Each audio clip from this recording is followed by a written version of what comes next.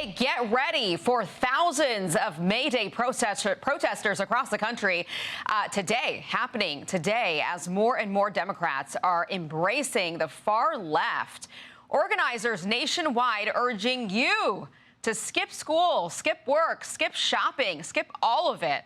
Nearly 500 groups planning more than 750 events across the country. We're keeping a close eye on the biggest rallies expected in New York City, Chicago, Los Angeles, Washington, and, of course, Minneapolis. I'm Aisha Hasni in for Harris Faulkner today. Organizers are putting their progressive message front and center on this Friday, and they say they want to see higher taxes on the rich. Tax the rich.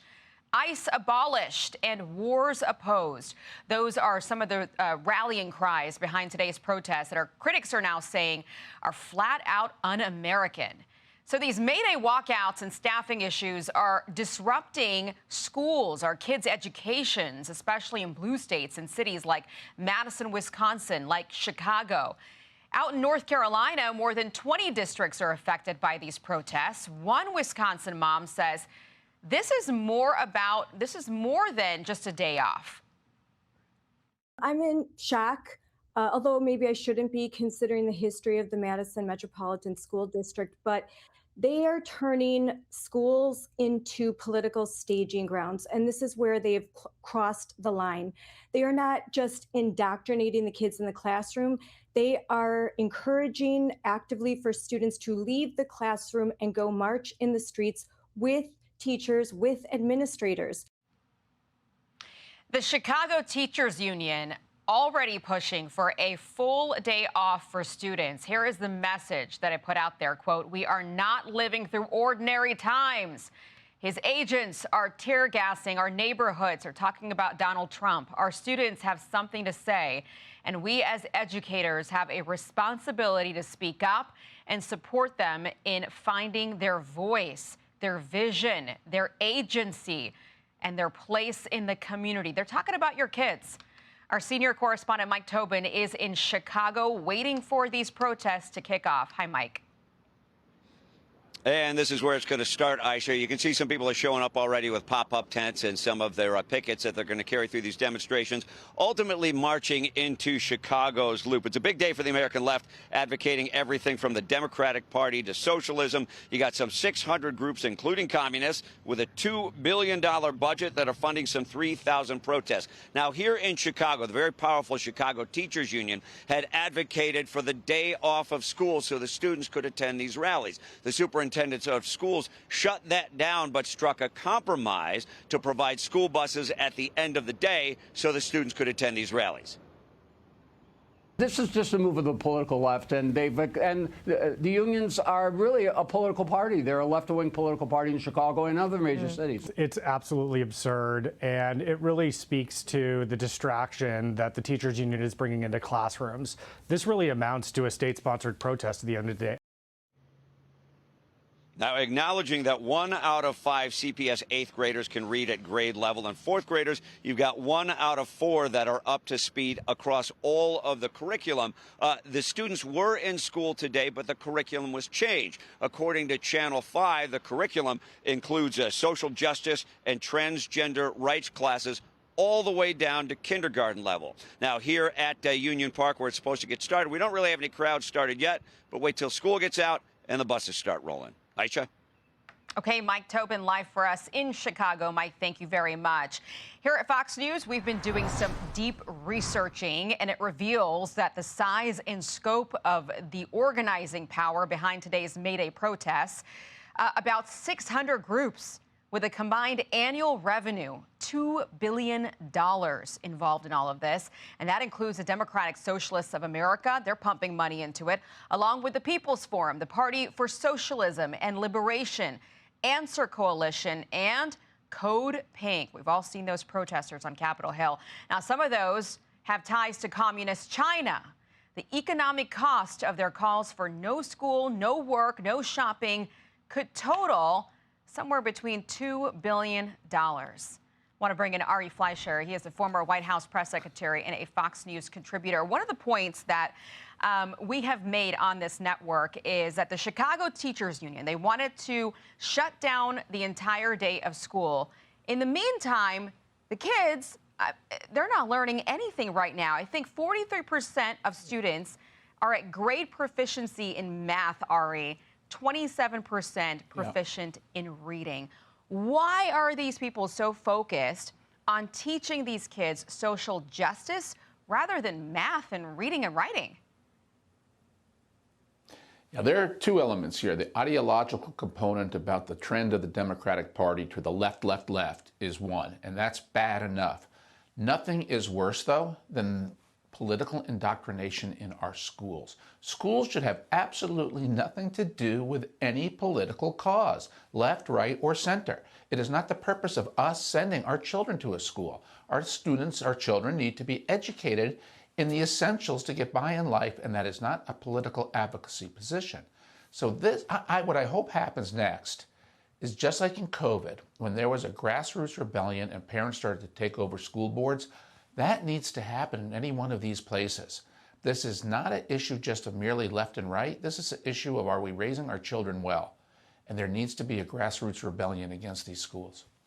Okay, you know, as an immigrant, I often look at this country as a land of opportunity. It is a matter of fact that there are millions of people from around the world that come to this country for opportunity, for education, to get ahead. This is where you can make it happen. So why would you want to push on our kids that we're going to punish you if you get rich? If you actually make it, if you make $1 million, you become a billionaire, we're going to punish you. We don't like that. I want to know, do parents have a say? You know, they want to shut down these schools. They want to indoctrinate these kids. Do parents have a say in all of this? Do they get to push back?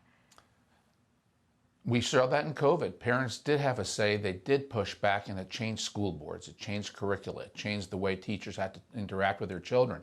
But because of the power of the union and the left-wing ideology that's prevalent throughout the Democratic Party, given them the choice of what to educate our children in, their knee will jerk right back into liberal political indoctrination, as we saw during COVID, and now as we see it in these examples of giving people off on May 1st. No one should get off on May 1st. May 1st was a communist invention, this holiday. And why are we trying to emulate any of it in America? We should not. It was a socialist holiday. It became a communist holiday. America should have nothing to do with it, and any school that engages in this.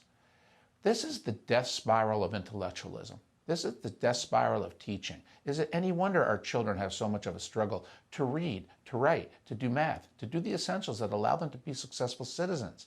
It's because our schools are failing. And this is a perfect example. And you wonder where the moderate Democrats are in all of this, too. And we'll get to that a little bit later in the program. Meantime, I want to turn to this. The fight over congressional maps raging big time after a big Supreme Court opinion on districts drawn along race-based lines in Louisiana. Democrats are now warning that they may actually answer Republican redraws with new blue state maps of their own.